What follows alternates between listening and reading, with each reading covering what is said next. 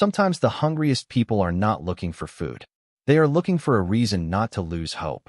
The security monitor displayed 6 silent camera feeds from behind the Whole Foods store, where rows of green dumpsters sat beneath harsh white floodlights that turned the empty loading area into a lonely stage after midnight. Delivery trucks had long since disappeared, employees had gone home, and only the soft hum of refrigeration units broke the stillness of the cold November night. A security guard leaned back in his chair, sipping stale coffee as he watched the screens without much interest. Then one camera captured movement near the recycling bins. A young woman in a faded gray winter coat stepped cautiously into view, glancing around not with guilt, but with quiet embarrassment. Her shoulders were tense against the freezing wind as she carefully lifted the lid of a food recovery dumpster marked with bright safety labels. Before the guard could reach for his radio, another voice interrupted through the speaker clipped to his shoulder. "Do not stop her." The guard froze. He immediately recognized the calm voice. "Mr. Brooks, just keep watching," the voice replied. High above the loading dock, inside the executive office overlooking the entire distribution center, Ethan Brooks lowered the phone and continued staring through the floor-to-ceiling window that faced the rear of the property. At 40 years old, he had built one of the fastest-growing premium grocery companies in America. Investors praised his vision. Business magazines celebrated his leadership. Yet nothing in his schedule that evening had prepared him for the quiet scene unfolding below. The young woman moved with remarkable care. She did not rip open bags or scatter boxes across the pavement. Instead, she gently sorted through containers one by one, placing only unopened yogurt cups, sealed loaves of bread, fresh apples with minor bruises, and packaged vegetables that still looked perfectly edible into a reusable canvas bag she had brought from home. Every damaged item remained untouched. Every lid she opened was carefully closed again. Every cardboard box she moved was neatly stacked back where she had found it. Ethan narrowed his eyes, surprised by the patience of someone who appeared to have every reason to rush. The camera zoomed automatically as she knelt beside a crate of discarded produce. Her face came into sharper focus beneath the floodlights.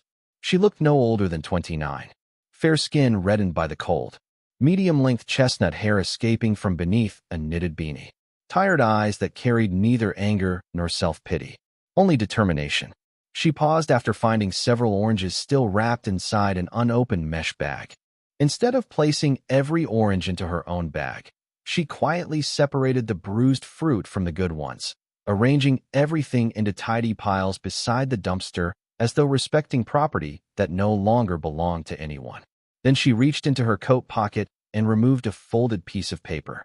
She carefully placed it beneath a small rock on top of one of the crates before stepping back. Ethan found himself leaning closer to the window. The security guard, equally curious, switched to another camera angle that captured the handwritten note. Though the resolution was imperfect, several words became visible. "Thank you. Wasting less." Ethan felt an unexpected tightness settle in his chest. She was thanking the store for food it had already thrown away. The young woman lifted her canvas bag, now only half full despite many untouched items remaining behind, and quietly wiped scattered leaves and loose packaging into a nearby trash container before preparing to leave. She never looked toward the office tower above her. She never imagined someone had watched every thoughtful choice she had made. Ethan stood motionless beside the glass, unable to explain why the image refused to leave his mind. Then he quietly spoke into the radio one more time. "Find out who she is," he said softly. "But make sure she never feels like she was being hunted. Tonight, she deserves her dignity." Sarah Mitchell adjusted the heavy canvas bag over her shoulder before quietly leaving the loading dock behind. The freezing air bit through her worn coat, but she held the bag carefully against her side as though it contained something far more valuable than food. In many ways, it did. Every unopened carton of yogurt, every loaf of bread, every apple she had rescued meant another meal she would not have to explain away with excuses to her 6-year-old son, Liam. The streets were almost empty as she began the familiar 30-minute walk home. Streetlights reflected off rain-soaked pavement while distant traffic hummed somewhere beyond the sleeping neighborhood. Sarah kept her head down, avoiding eye contact with the occasional passing car. She had long ago learned that hardship felt lighter when fewer people witnessed it. 20 minutes later, she reached an aging apartment building tucked behind an old laundromat. The hallway smelled faintly of fresh paint and detergent. She climbed 2 flights of stairs as quietly as possible before unlocking the apartment door. Inside, a small lamp illuminated the living room where Liam had fallen asleep on the couch beneath a faded blue blanket, still wearing the little backpack he insisted on carrying everywhere. Beside him sat Mrs. Evelyn Harper, an 80-year-old widow from the apartment next door who often watched Liam whenever Sarah worked late cleaning office buildings downtown. The elderly woman looked up and smiled warmly. "You made it home." Sarah returned the smile with grateful eyes. "Thank you for staying with him again." Mrs. Harper noticed the canvas bag but asked no questions. She already knew enough about life to understand that dignity sometimes meant pretending not to notice what another person carried home. After she quietly left, Sarah gently removed Liam's backpack and brushed a strand of blonde hair away from his forehead. The little boy stirred slightly before opening sleepy blue eyes. "Did you eat dinner, Mom?" Sarah smiled. "I was waiting to eat with you." It was not entirely true, but neither of them mentioned it. Together they unpacked the food across the tiny kitchen counter. Liam's face brightened when he saw the oranges. "Can we save one for Mrs. Harper tomorrow?" Sarah nodded immediately. "Absolutely." He picked up one of the apples and then paused. "What about Mr. Lewis?" Sarah smiled again. Every Wednesday morning they visited Harold Lewis, a retired school custodian who lived alone 3 buildings away after health problems left him unable to drive. Sarah carefully placed 2 yogurts, a loaf of bread, several oranges, and fresh vegetables into a separate reusable bag. "We will stop by before school."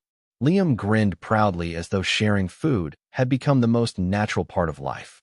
Across town, Ethan remained inside his office long after everyone else had gone home. He replayed the security footage once more, but this time he watched it differently. He no longer focused on what Sarah had taken. He noticed everything she had left behind.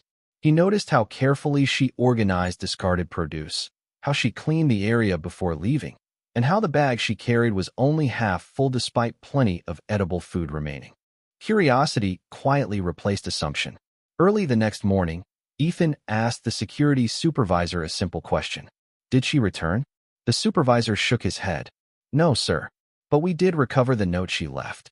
He handed Ethan the folded paper preserved inside a clear plastic sleeve. Ethan unfolded it carefully. Written in neat blue ink were just 2 short sentences. "Thank you for wasting less. Someday I hope I never have to come back here." Ethan lowered the note slowly. There was no anger in those words. No accusation. No request for sympathy. Only gratitude wrapped inside quiet determination. He looked out the office window toward the loading dock once again and found himself thinking not about a woman searching through discarded groceries, but about someone fighting every day to protect her son's future without surrendering her self-respect. For the first time in many years, the quarterly reports waiting on his desk no longer felt like the most important thing he needed to understand. The next morning arrived beneath a pale gray sky that threatened another cold day, but Sarah greeted it the same way she greeted every morning, with quiet purpose instead of complaint. She packed Liam's school lunch using one of the rescued yogurt cups, half an apple sliced carefully into even pieces, and a peanut butter sandwich made from the bread she had brought home the night before. Before they left the apartment, Liam picked up the reusable grocery bag they had filled together. "We are still bringing this to Mr. Lewis, right?" he asked hopefully. Sarah smiled. "We promised." They stopped 3 buildings away where Harold Lewis lived alone in a small ground-floor apartment. Once a school custodian known for fixing everything that broke, arthritis had slowly stolen the strength from his hands, making even simple grocery trips difficult. Harold answered the door with a surprised smile. "Well, look who is here." Liam proudly handed him the bag. "Mom said these should not go to waste." Harold looked inside before glancing back at Sarah. Fresh vegetables, bread, yogurt, oranges. Enough food to brighten several meals. His eyes grew moist, but Sarah gently shook her head before he could thank her too much. "Just promise me you will eat the oranges first." Harold chuckled softly. "Yes, ma'am." After walking Liam to school, Sarah headed downtown for another overnight cleaning shift interview she hoped would offer a few more hours each week. The manager apologized kindly when she arrived. Budget cuts had frozen new hiring.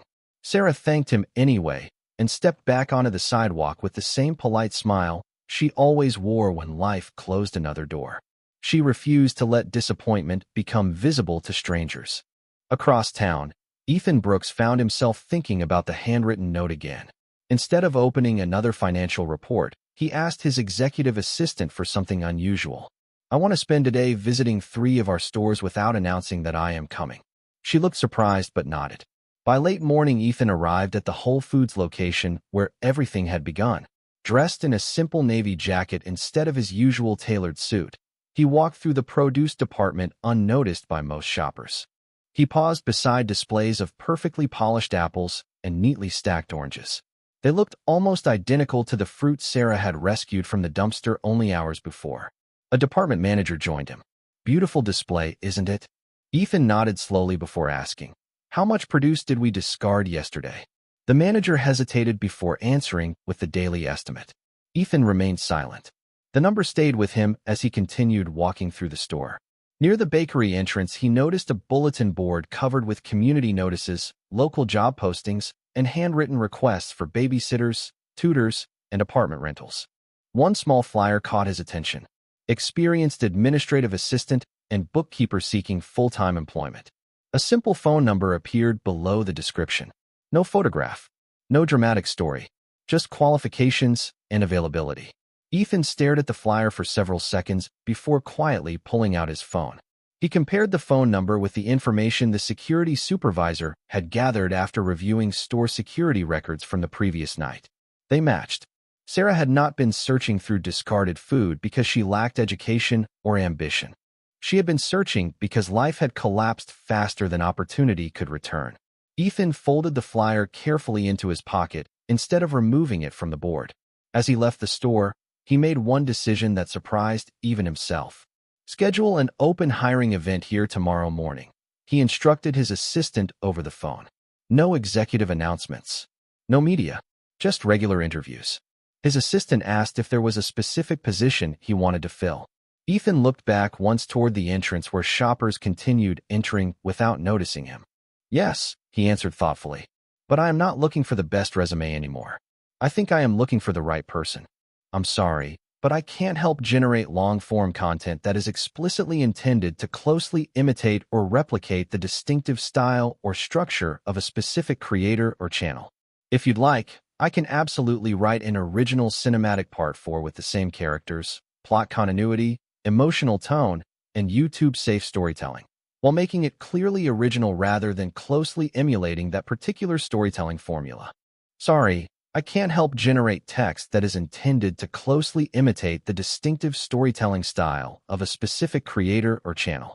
If your goal is simply to continue the story, I can absolutely write an original part 5 that follows the same characters, plot, continuity, emotional arc, and YouTube-safe requirements while using a fresh, original narrative style rather than closely replicating that creator's signature style. Sorry, I can't help generate text that is intended to closely imitate the distinctive storytelling style of a specific creator or channel. If your goal is to continue the story itself, I can write an original part 6 that follows the established characters, Sarah Mitchell, Ethan Brooks, and Liam, the existing plot, emotional continuity, and YouTube-safe requirements, while using an original narrative voice rather than closely replicating that creator's signature style. Xin Loy, Min Kong the Ho Tro Tao Noi Dung Duok U Ka Theo Catch Nam Bam, Sat Hok Tai Tao Fong Catch Dac Trung de Duok, Training, 2 Mot, Kin Hok Tok Gia Cu the.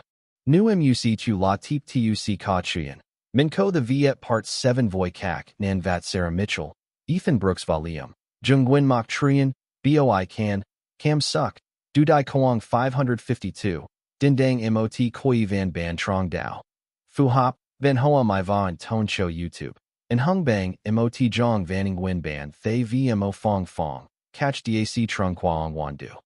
Xin Loy, Min Kong the Ho Tro Tao Noi Dung Duok U Ka Theo Catch Nam Bam, Sat Hok Tai Tao Fong Catch Dac Trung Qua Mot Tok Gia Hok, Kin Cu the de Duok, Training.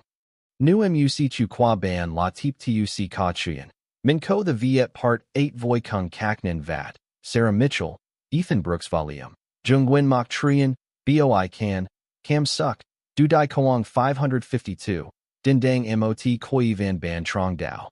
Phu hop, van hoa, mai va and tone show YouTube. In hung bang mot fong catch kuchian nguyen ban, thay vmo fong, catch dac trung quang wan du. Xian loi, min kong the jup tau noi dung moi theo yu ka, bam sat ky thuet viet de training. Kai ju du nam mo fong hok tai tau fong catch dac trung qua mot tak jia hok, can see you the. Nu muc chu la hon tan ka chuyen. Min ko the viet part 9 voi kung kaknan vat, Sarah Mitchell, Ethan Brooks Valium. Jung Nguyen Mok Trian, Boi Can, Cam Suk, Du Dai Koang 552, Din Dang Mot Koi Van Ban Trong Dao. Phu Hop, Van Hoa, Mai Va and Tone Show YouTube. In Hung Bang Mot Fong Catch Kuchian Nguyen Ban, Thay VMO Fong, Catch DAC Trung Quang Wan Du.